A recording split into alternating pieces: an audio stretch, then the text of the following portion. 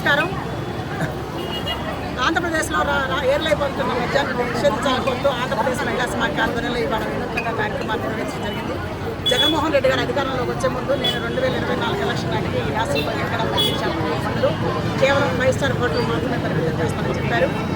అదే కాకుండా ఈ రాష్ట్రంలో మహిళలు 170% కుటుంబాలు మధ్యలో అనేక అనర్థాలు ఎదుర్కొంటాయి కాబట్టి వాళ్ళ కష్టాన్ని తీర్చే దిశగా మాకు ఉంటుంది. నేను ఎలక్షన్లో మళ్ళీ పోటీ చేయదలుచుకుంటే ఎలక్షన్లో కూడా ఎక్కడ మద్యం దొరకకపోతే అది నిషేధించిన రోజు నేను ఎలక్షన్లో ఓట్లాడడానికి వస్తానని చెప్పారు.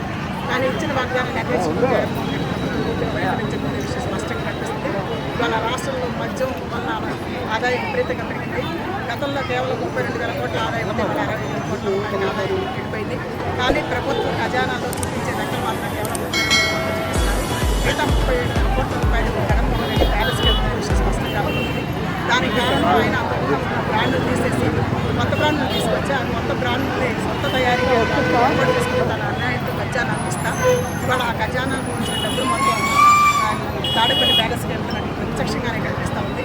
కానీ ప్రభుత్వం ఆదాయాన్ని పెంచుకునే మార్గాలు చూస్తుంది తప్ప ఇవాళ క్రైమ్ రేట్ పెరగడానికి మహిళల మీద జరుగుతున్న అనేక అనర్థాలు ప్రధాన